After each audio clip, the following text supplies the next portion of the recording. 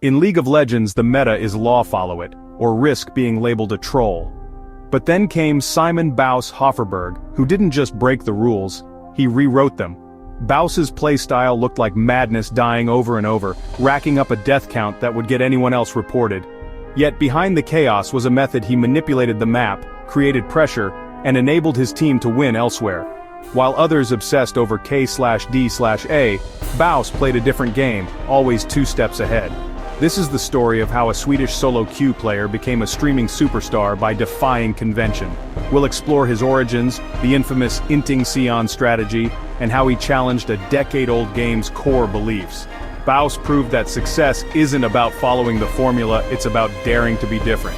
He built an empire on skill, humor, and a genuine connection with fans. So let's dive into the world of the solo bolo and the rise of Baus. Welcome to the story of League's most unconventional legend. Before the fame, Simon Hofferberg was just another Swedish gamer grinding solo queue. He wasn't a prodigy or a viral sensation, just a player with a knack for experimentation.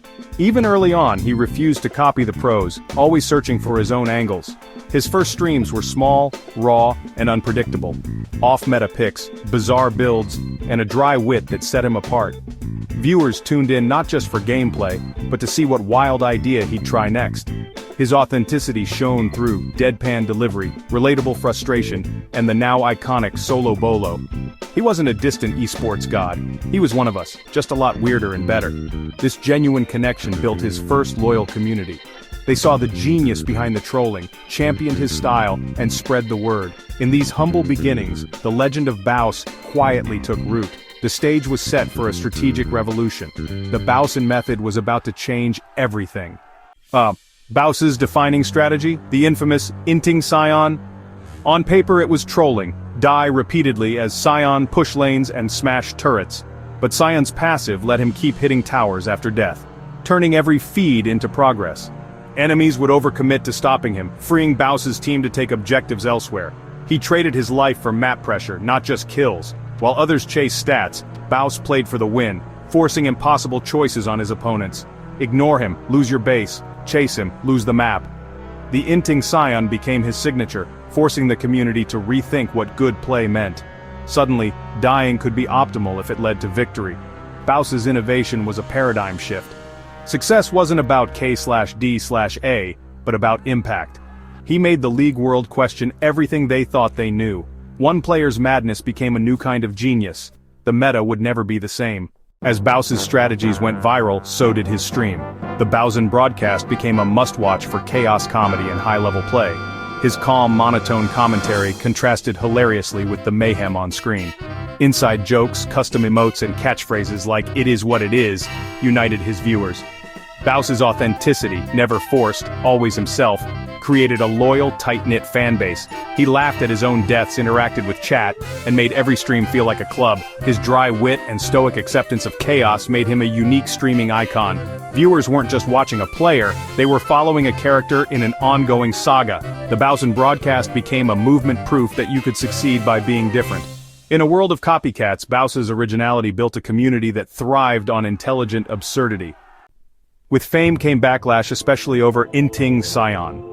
Many copied Baus without understanding the strategy, leading to real griefing in games.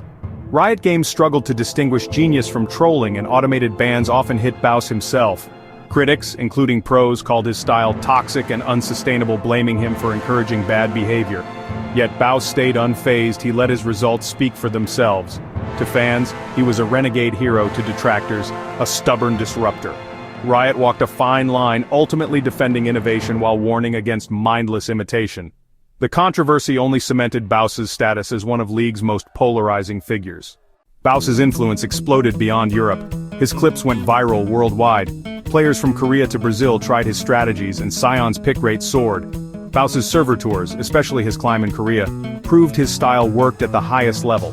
He became a global content creator, collaborating with streamers and playing in international events. His stream became a melting pot of fans from every region, united by his unique approach. Analysts and pro teams studied his gameplay, adapting elements of his split-push style. Champions he popularized saw spikes in competitive play. Baus became an unsanctioned R&D lab for the League community. One Swedish player had changed the global meta, proving that innovation knows no borders. The Baus effect was now a worldwide phenomenon. When League's history is written, Baus's legacy will be more than a meme. He shattered the illusion of a solved meta, inspiring players to experiment and innovate. Baus made it cool to be different, and to fail in pursuit of something new. His stream became a refuge from toxicity, a place for fun and creativity. He built a loyal community, not just viewers but friends. Inting became a strategic term, not just an insult. Analysts now discuss dying for map pressure, thanks to Baus. He forced the community to rewrite the rules and expand the game's depth. Through creativity and resilience, he became a global icon. The Solo Bolo legacy is a reminder: don't be afraid to break the meta. Sometimes the strangest path leads to the greatest victory.